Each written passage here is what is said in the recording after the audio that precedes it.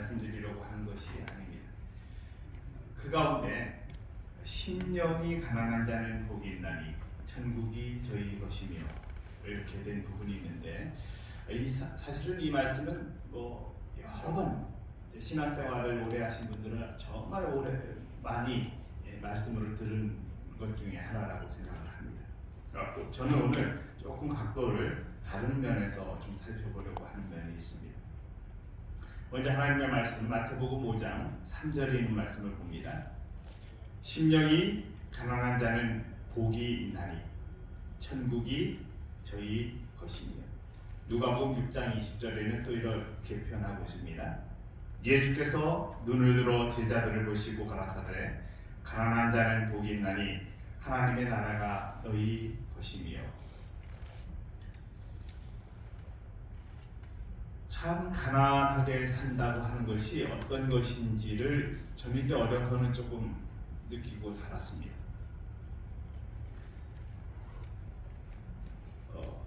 한 번은 저희 집에 불이 났습니다. 초가집이었습니다. 그것도 저희 집이 아니라 여기 가면 아침고요 수목원이 있습니다. 그것을 설립하신 한상경 박사님이 계신데, 그분이 그거 이제 옛날에 원예학과를 졸업하셨고 과수원을 하나 만들고 싶은 꿈이 있었습니다. 그래서 그 과수원 관리하는 사람이 필요했는데, 그때 저희가 그 과수원을 관리하게 됐습니다.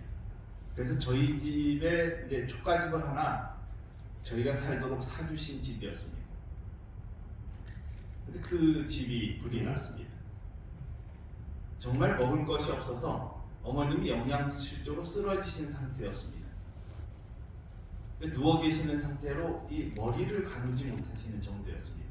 30대였습니다, 어머님이. 그런데 불이 난 것입니다. 몽땅 다 타버렸습니다. 그때로부터 저희가 쌀밥을 먹고 살았습니다. 하나님께서 은혜를 주셔서 저희가 이 다니는 교회에서 도움을 주기 시작하는데, 입을 것이 없는 사람에게 뭐가 막 많아져요? 그래도 남의 옷이라도 입을 옷이 많아졌고요. 그리고 쌀이 막 이렇게 들어오기 시작했습니다. 그렇게 이제 조금 어려움을 극복하는 계기도 있었습니다. 정말 가난해 보니까요, 이렇게 사과 한 쪽이 누군가가 사다 주면 그 사과가 하루 종일 사실은 하나를 다 먹지는 못합니다. 그냥 하나 가지고 4분질, 5분질 나눠서 가족이 그렇게 먹었던 기억이 있습니다. 제가 초등학교 5학년 때 처음으로 운동화를 신어봤습니다. 그전에는 다 검은 고무신 신고 겨울에도 그렇게 학교를 다녔던 기억이 있습니다. 책가방도 없이 그냥 이렇게 보자기에다가 말아가지고 이렇게 어깨에다가 핀진 꽂아서 그렇게 가다가 이게 풀러지면 그 책이 온통 이렇게 막 빠져버리는 그런 때에 살았습니다. 근데 그때 추억이 참 좋습니다. 가난했다고 생각하지 않고 살았던 것 같습니다. 근데 오늘 이 가난을 어떤 가난으로 표현하고 있는지 우리가 좀 볼 필요가 있는데요. 가난을 페네스라는 단어를 사용하는 가난이 있습니다. 이것은 이제 보통 가난입니다. 보통 가난. 노동해서 살 수 있는 정도의 가난입니다. 누군가 일을 해서 그 일을 통해서 수익을 얻고 그래서 살아가는 것, 그것을 가난하다고 표현합니다. 여기에서 페네스라고 하는 표현은 바로 그런 표현입니다. 자신이 재산이 없지만 손수 벌어서 하루하루 입에 풀칠을 하는 정도도 여기에 포함이 됩니다. 그런데 또 다른 단어가 있습니다.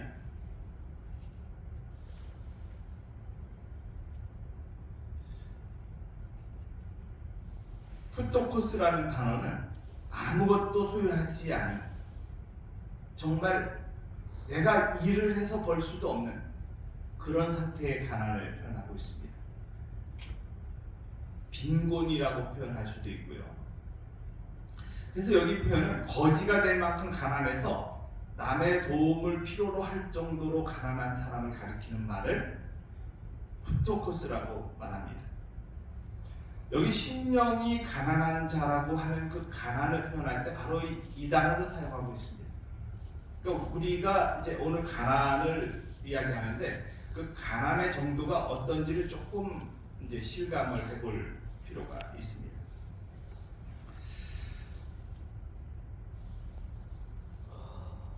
절대적인 빈곤. 근데요, 오늘 우리가 이것을 뭐에 비유할 수 있느냐면, 우리는 하나님의 은혜로 살아가고 있습니다. 그리고 구원을 몇 프로 하나님의 은혜로 받습니까? 100%입니다. 내가 어떤 것을 해서가 아니라, 내가 어떤 것이 잠재해 있기 때문이 아니라, 나는 100% 하나님의 은혜로 구원을 받습니다. 이런 신앙의 모습이 심령의 가난이라고 생각합니다. 그게 절대적으로 이렇게 그렇게 마음에 표현된 상태, 표현되는 모습, 그런 것이라고 생각을 합니다.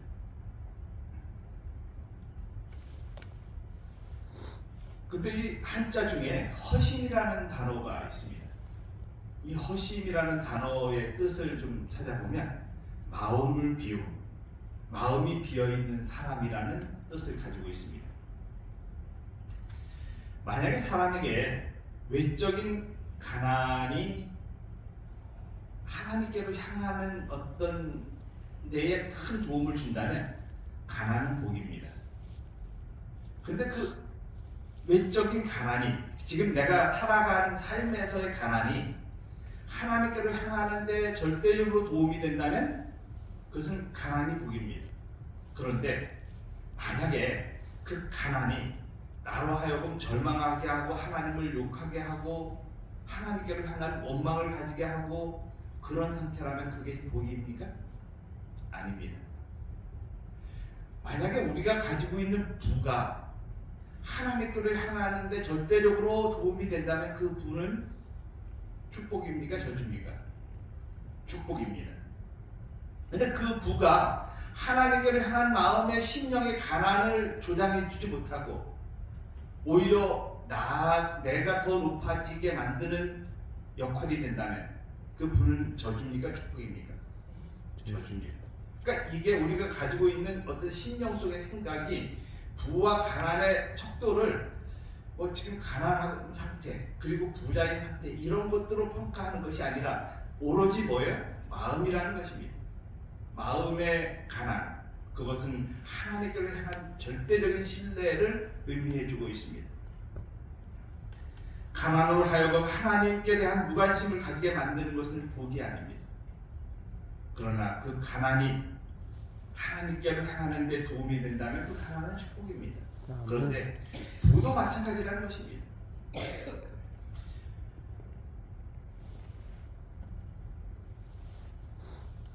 제가 이 똑같은 그림을 썼더니 자꾸 똑같은 그림이 뜨고 있습니다. 그래서 우리의 삶에서 하나님을 향한 마음이 삶의 우선인 사람, 그 사람을 가리켜서 심령이 가난하다고 표현할 수가 있습니다. 시편 40편 1절에는 이런 말씀이 있습니다. 하나님이여 사슴이 시냇물을 찾기에 갈급함같이 내 영혼이 주를 찾기에 갈급하나이다.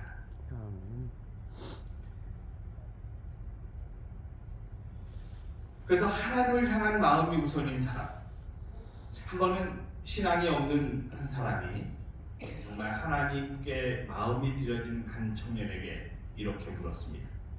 그대가 섬기는 하나님이 얼마나 위대하시다고 생각하십니까?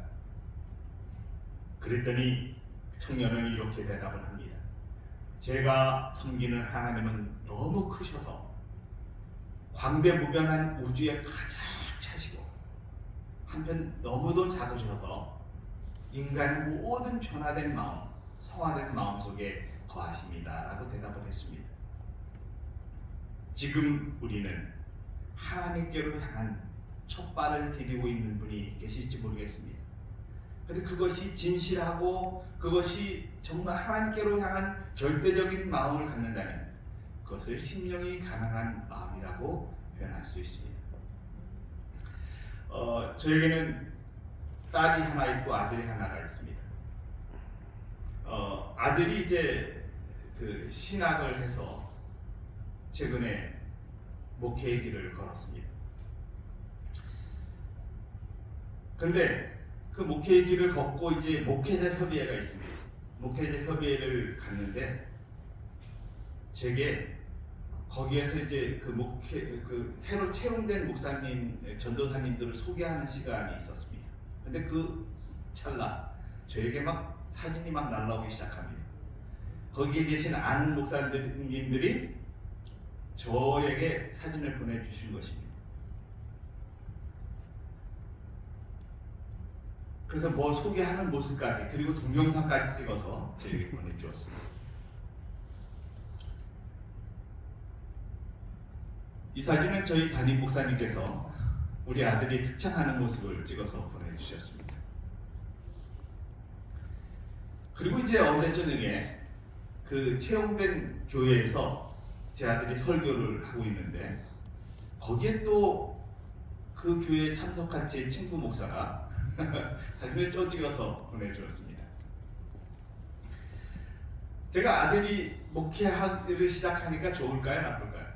그렇죠. 좋죠. 그런데 그게 처음부터 이렇게 그 좋은 결과가 있지는 않았습니다.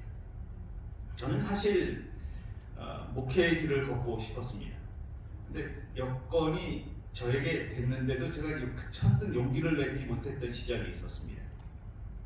한번 어떤 분이 저에게 제가 설교를 하고 났더니 그 설교를 듣고 나서 그때가 30대 중반이었습니다. 정 선생님, 제가 홍콩에 사업체를 가지고 계신 분인데 제가 하나님과 저와의 약속입니다. 정 선생님과 저와의 약속이 아니라 하나님과 저와의 약속인데 제가 2억을 대줄 테니까 신학을 하십시오. 근데 그때 선뜻 용기가 나지 않았습니다. 아마 그때 용기를 냈다면 지금은 다른 길을 걷고 있었을지 모르겠습니다. 근데 그것이 이제 그렇게 하다가 나중에서 내가 그 기회를 잡을 걸 이런 마음이 든 것은 좀 40대 후반 정도였습니다. 아무튼 그래서 저는 그 길을 가지 못했으니까 제 아들이 목사가 됐으면 좋겠다는 생각을 가지고 있었습니다. 그런데 신학을 가겠다는 것입니다. 그리고 신학과를 이제 들어가서 좋은 친구들을 고등학교 때 만났어요. 신학과를 지망하는 학생 12명인가요? 그때 한 그룹으로 뭐 기도회도 하고 이런 가운데서 신학을 딱 선택을 했습니다. 근데 그 중학교 2학년 때 사실은 신학과를 가겠다라고 했는데 그 꿈이 변하지 않았어요. 그리고 나서 이제 신학과를 가서 2학년 때 교회로 이렇게 배치가 돼서 이렇게 좀 목회 연습을 하는 것들이 있습니다. 그때 교회를 가더니 목회를 나와도 신학을 해도 목회를 안 나가겠다는 것입니다. 너무 힘들고 어렵다는 것입니다. 그래서 꿈을 포기를 하는데 그때 언제까지 하느냐면 졸업할 때까지 꿈을 포기를 합니다. 그리고는 이제 그 졸업을 하고는 사회복지를 공부해서 그것을 이제 알아보고 있었습니다. 그런데 어느 날 그 선배 한 분이 전화가 왔습니다. 그리고 서울 삼육초등학교에 자리가 하나가 있는데 너가 거기 갔으면 좋겠다. 그러니까 얘는 그 꿈을 포기를 하고 있는 상태니까 머뭇거리고 있었습니다. 그리고 거기 담임 목사님이 제 아들에게 전화를 해서 몇 가지 이렇게 상의하고 물어보더니 그럼 우리 같이 일하자. 그리고 끊었습니다. 그리고 이 대답도 제대로 하지 못한 상태로 가게 된 것입니다. 그래서 거기를 갔습니다.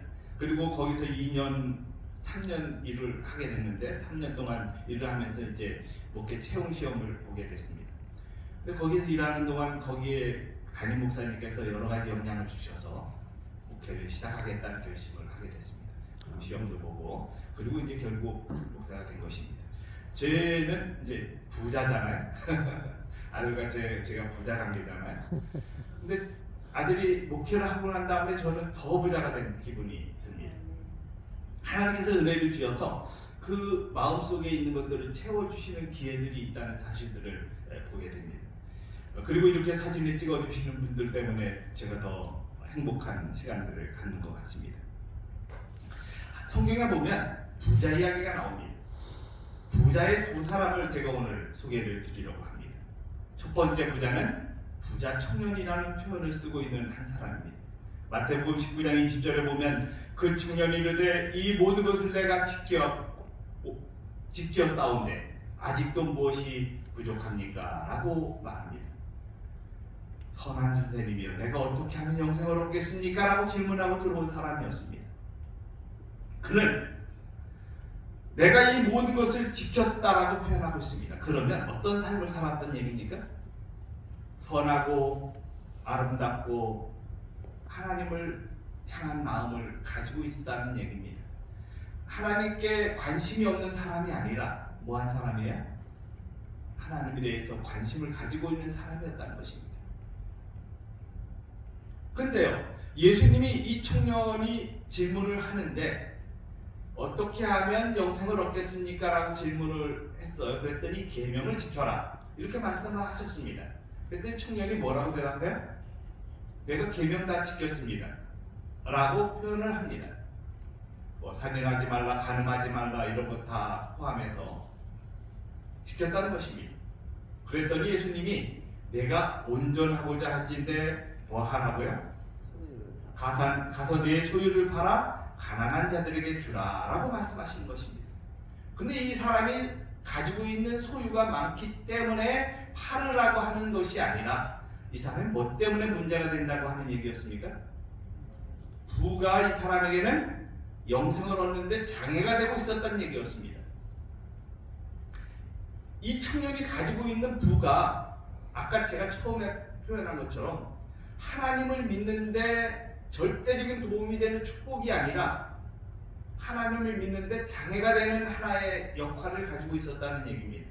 그러므로 예수님이 뭐 하라고 하신 것입니까? 내 소유를 팔아 가난한 자들에게 주라는 것입니다. 그리하면 하늘에서 보화가 내게 있을 거라고 말씀을 해주십니다. 그랬더니 그리고 나서 나를 따르라고 말씀해 주셨어요. 그랬더니 청년이 뭐 합니까? 재물이 많았어요. 그 다음 말씀을 보면 재물이 많음으로 이 말씀을 듣고 뭐 했다고요? 근심했다고요. 하나님의 말씀에 순종하고자 하는데 근심이 생기는 것입니다. 예수님께서 하신 영생의 말씀이 그에게 뭐가 더해지게 했어요? 근심이 더해지게 했다는 것입니다. 근데 이 옆에 누가 있었느냐 하면 유다가 있었습니다. 유다가 이 사실을 보면서 그 전에 이 말씀을 먼저 드리고 가겠습니다. 정말 하나님을 사랑한 여인 엘렌 G. 화이트는 그의 글에서 이렇게 이 사람에 대해서 표현하고 있습니다. 이 청년은 재산이 많았으며 그의 마음은 어디에 있었다? 재산에 있었다는 것입니다. 그리고 그 다음에 이렇게 표현하고 있습니다. 이 청년의 세상 재물에 대한 욕심은 동료 인간과 불멸의 기업에 대한 사랑보다 뭐했다고요? 더 강했다고요. 그 청년은 몹시 슬퍼하였다. 이는 그가 두 세상을 다 원했기 때문이다. 결국 그는 세상의 것을 위해 하늘의 것을 버렸다.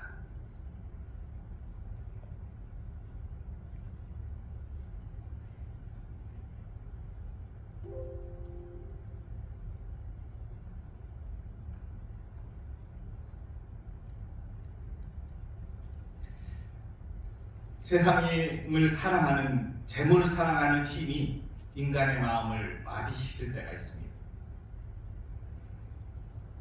우리가 재물이 많고 적은 것을 이야기하는 것이 절대 아님을 이해하시면 좋을 것 같습니다. 그것을 향하는 마음의 정도라는 것입니다.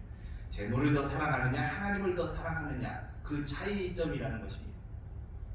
그러니까 재물이 있어도 그것을 막 애착을 가지고 사랑하고 이런 마음이 아닌, 잘 관리하고 있으면 그것은 절대 문제가 되지 않는 것입니다.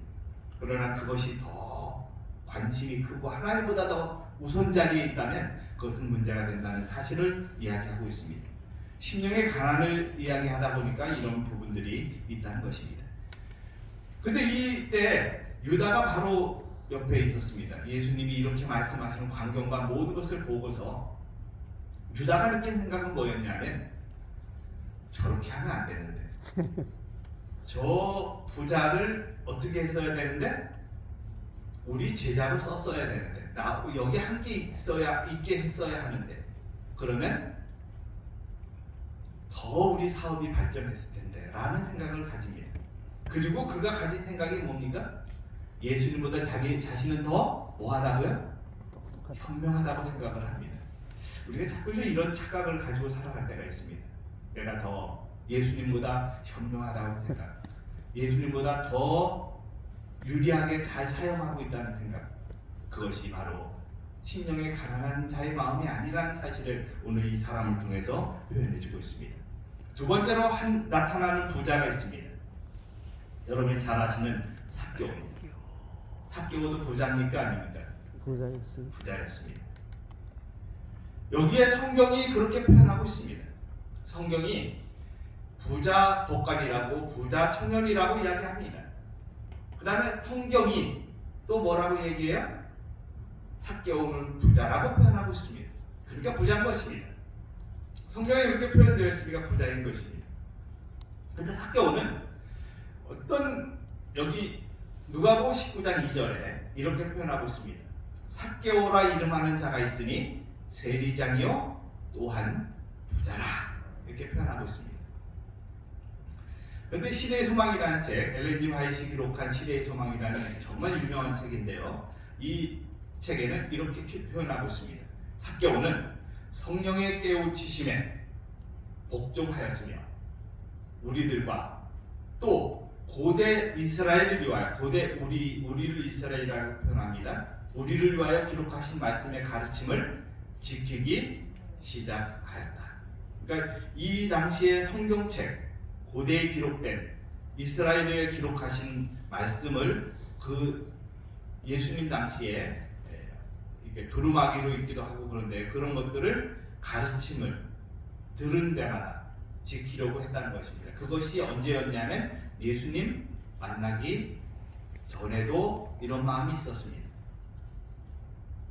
부자였는데 뭐 한 마음이에요? 예수님께로 향한 마음이 있었습니다. 그런데 예수님의 소문을 듣습니다. 그리고 예수님이 그 지역에 오신다는 얘기를 알게 됩니다. 그래서 그가 그 예수님을 만나고자 하는 강한 마음으로 예수님 근처로 갑니다. 그런데 예수님 근처로 갈 때 그에게 장애가 되는 것이 있었는데 사람이라는 장애였습니다. 우리가 살아가면서 하나님께로 향하는데 장애가 되는 것이 굉장히 많은데 그 중에 아주 큰 장애인 것 가운데 하나가 있다면 그것이 사람입니다. 주변의 사람들입니다. 하나님께로 향한 마음을 품는데 장애가 되는 것이 누구예요? 사람이에요. 근데 여기 삭개오도 마찬가지로 사람으로 인해서 예수님께 하는데 장애를 얻었습니다. 삭개오에 대해서 조금 더 우리 기록된 말씀들을 보도록 합니다. 삭개오는 유대인이었는데 그는 그의 동료들에게 미움을 받고 있었다. 유대인들 중에 칭송을 받고 인정받는 삶을 살아가는 유대인이 아니라 어떤 유대인이에요? 미움을 받고 있었어요. 우리가 때때로 세상에서 미움을 받기도 합니다.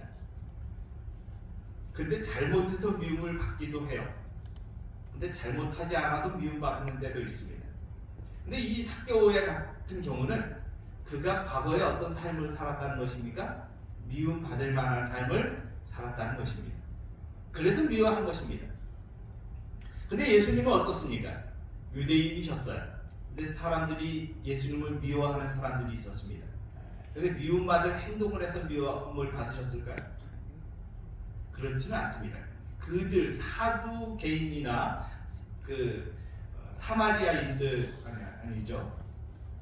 바리새인들의 표준이나 마음이나 어떤 가지고 있는 생각과 다르기 때문에 미움을 받으신 것입니다. 근데 삭개오는 미움받을 행동을 해서 미움받은 한 사람이었습니다. 여기 또 이렇게 표현하고 있습니다. 세속적이고 교만한 외모 속에는 거룩한 가마를 받기 쉬운 마음이 있었다. 그런데 그렇게 미움받는 삭개오의 마음 속에 뭐가 있었다는 것입니까?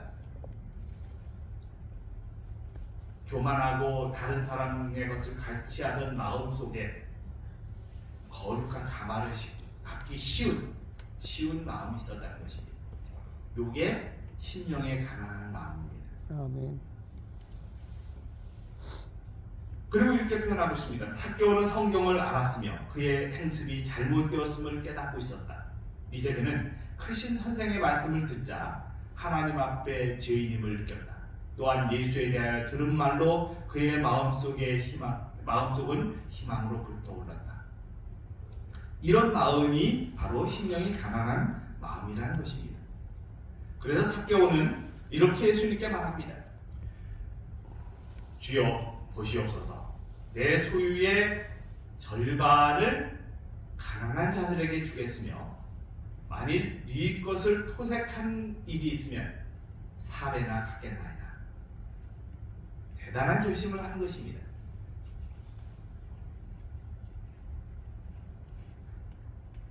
엘렌 G 화이트는 시대의 소망 555쪽에 이렇게 표현하고 있습니다. 삭개오는 성령의 깨우치심에 복종하였으며 우리들과 또 이건 아까 있었던 말씀이죠. 삭개오는 성령의 가마에 복종하자마자 성실에 위배되는 모든 행위를 버렸다. 개혁이 따르지 않는 회개는 참된 회개가 아니다.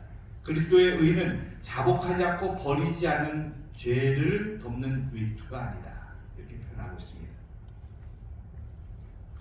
오늘 우리의 신령 속에 삭개오를 생각해 보면서 삭개오가 가졌던 부자였는데요. 그가 가졌던 마음의 상태가 어떤지를 한번 생각해 볼 필요가 있습니다. 그러니까 부자 청년의 마음과 삭개오의 마음을 한번 비교해 보면 심령의 가난에 대한 이해가 훨씬 더 높아질 수 있다고 생각을 합니다. 여기 이렇게 표현하고 있습니다. 요거는 이제 조금 시대 소망이 아니라 산상보훈이라는 책 8쪽에 있는 말씀인데 제가 기록을 조금 잘못한 것인데요. 자기 심령의 처참한 빈곤을 느끼는 사람, 다시 말해 자기 자신에게 선한 것이 전혀 없다는 것을 깨닫는 모든 사람들은 예수님을 바라봄으로 의와 능력을 발견할 수 있다. 그분께서는 수고하고 무거운 짐진 자들아 다 내게로 오라고 말씀하신다. 그분은 그대의 궁핍을 당신의 은혜에 부유함과 바꾸라고 명령하신다.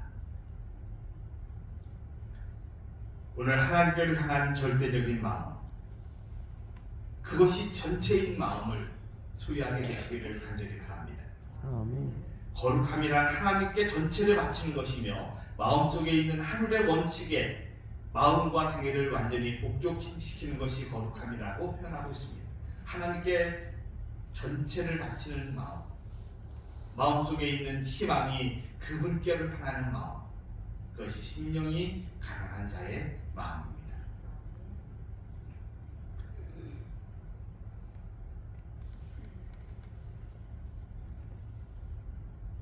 오늘 우리의 삶에서 과연 무엇을 생각하면서 살아가고 있습니까? 느티나무는 1000년 이상을 산다고 합니다.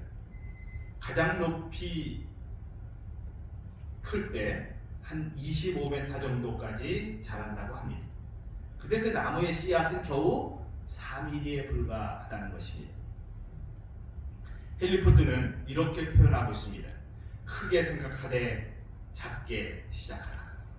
오늘 큰 꿈을 꾸시기 바랍니다. 큰 꿈을 꾸시기 바랍니다. 근데 그것이 한꺼번에 크게 시작하려고 하면 실패합니다. 작게 오늘 시작해 보시기 바랍니다. 그 시작은 바로 나로 하여금 새로운 삶을 살아가게 해줄 것입니다.